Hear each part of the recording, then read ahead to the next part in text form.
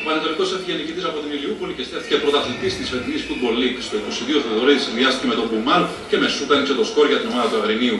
Οι φιλοξενούμενοι πέτυχαν και δεύτερο γκολ στο 39 με τον Αδαμόπουλος απόκρουσε αρχικά το σούτ του Μπουμάλ, αλλά στη συνέχεια ο Καραμαλίκης την έστειλε στα δίχτυα. Στο 75 ο Ιβάνοφ με ωραία πάσα τροφοδότησε τον Κρητικό που νίξε τον Τζενάμο μειώνοντας για την Ηλιούπολη σε 1-2. Όμως ο Πανετολικός σιγούεψε την νίκη στο 88, όπου μάλιστα κατέβηκε ανενόχλητος μέχρι το ύψος της μεγάλης περιοχής, πλάσαρε και με τη βοήθεια του κακού αγωνιστικού χώρου νίξε τον Αδαμόπουλο πετυχαίνοντας το 1-3. Οι γηπεδούχοι μείωσαν και πάλι ένα λεπτό αργότερα όταν από το σούτ του Λαμπρόπουλου η μπάλα έφτασε στον Νιάρο, αυτός σούταρε προς το τέρμα και ο Αναστασιάδης στην προσπάθειά του να κόψει πέτυχε με αυτό γκολ το 2-3.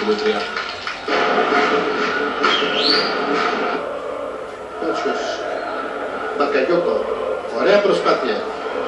Πάρα πολύ ωραία προσπάθεια. Βγαίνει με τον Πατζατζόγλου και είναι τον Κόρια Καγιάννηνα στο 31ο λεπτό από αυτή την ωραία προσπάθεια που έγινε από την παλιά, από την πλευρά των Ιωαννίνων. Πιάσος. Αυτά η ωραία για τον Αγρίτη. Αγρίτη θα πάει τη σέντρα και θα πάει το γυναικακό. Θα πάει το γυναικακό να περάσει και να το Αγρίτης και Κυπουρός. Αγρίτης από το 1-1 εδώ στο Ηράκλειο στο 45ο λεπτό. Όχι θα κάνει το λάθος. Θα βγει ο Καπάταης μόνος τώρα. Καπάταης απέναντι από τον πρώτο σουτάρι.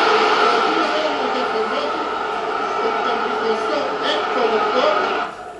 Μπούρκος περνάει πάρα πολύ ωραία για τον Καλάιτς. Αυτός γυρίζει πίσω. Το σούτ από τον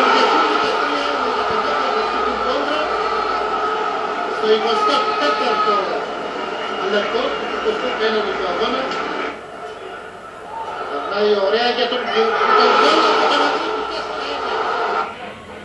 Τα τρίκα δέχτηκαν από Ηρόδο με τους 3 βαθμούς, χάρη στον γκολ που πέτυχε ο Μανουσάκης με κεφαλιά στο 62ο λεπτό μετά τη σέντρα του Μίγκα. Στην Νάπολη ο Λεβαδιακός νίξε τον Ιωνικό στο τελευταίο 15ο του αγώνα.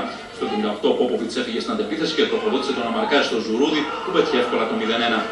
Στο 83 ο Κιλιάρας τροφοδότησε στην περιοχή των Πόποβιτς που γύρισε και παρά την προσπάθεια του Αρβανίτη έστειλε την μπάλα στα δίχτυα του Θεοδωρόπουλου. 5 λεπτά αργότερα ο Κιλιάρας χρηστήκε και αυτό σκόρερ με ωραία ενέργεια και πλασέ γράφοντας το τελικό 0-3. Το τρίγο για τον Ντοριμάλ τώρα. Η σέντρα, η μπάλα στα δίχτυα, το γκολ. 1-0 λοιπόν για την ομάδα της Αναγέννησης Καρδίτσας. Μοσχάκης, η παλιά τώρα που πέρασε για να δούμε αυτή τη φάση. Σέντρα για τον Μαρκόφσκι και παλιά γκολ.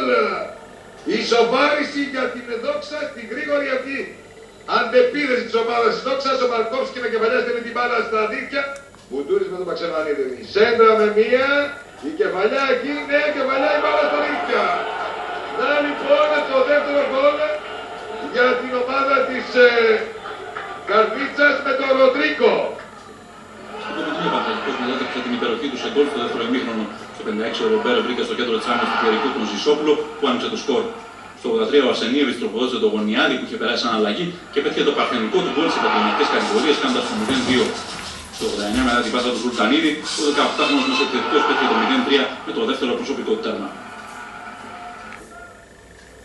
Για να δούμε τους φιλοξενούμενους στην περιοχή, πάση το σουτ 0-1 από το πλασέρ του Νίκου Καλτσά. Ανοίγει το σκορ Ιβένια μέσα στην Κεσαριανή στο 15, εκδιάζει το Εθνικό Αστέρα. Την πρόλαβε, την κράτησε εντός παιδιάς και είναι έτοιμος να βγάλει μια σέντρα τώρα. Την κράτησε, δεν το κάνει Κανιώτη, διώχνουν οι παίκτες, γίνεται ένα λάθος. Κανιώτη που προχωρεί 1-1, την μπάλα στα δίχτυα. Ο Εθνικός Αστέρας θα φτάσει στην ισοφάριση από μια χαμένη ουσιαστικά ευκαιρία, αλλά και το τραγικό λάθος των φιλοξενούμενων μέσα στην περιοχή.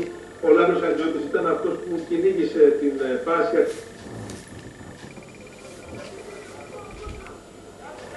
Ο Λόινα την περιοχή πρέπει να πλασάρει καταπληκτική επέμβαση από γίνεται, αλλά αυτή τη φορά έχουμε τον μπολ στην πρώτη απόκρουση του Κοταρίδου Αργυρίου.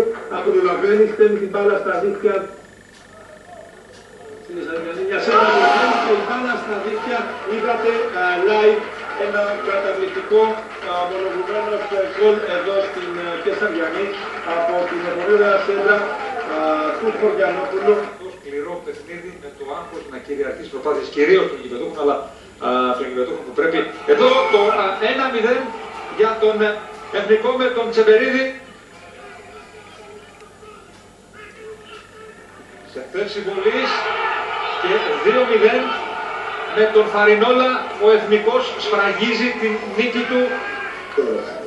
Στη Στην Καλυθέα ο Θρασίβουλος προηγήθηκε στο 6ο μόλις λεπτό. Ο Ζαχαρόπουλος έστωσε στον Κατσίκι, το πλασέ του κόπηκε και στη συνέχεια ο έμπειρος επιθετικός με τους οργανωθεί κεφαλιά έστειλε την μπάλα στα δίχτυα. Στο 24 ο Κατσίκης αυτή τη φορά τροφοδότησε τον Ζαχαρόπουλο για το 0-2. Το μόνο που κατάφεραν οι γηπεδούχοι ήταν να μειώσουν στο 75 από τη σέτα του Καραδίμου. Η μπάλα έφτασε στο Κουλατέλα με ωραίο ζώο έγραψε το ελληνικό 1-2.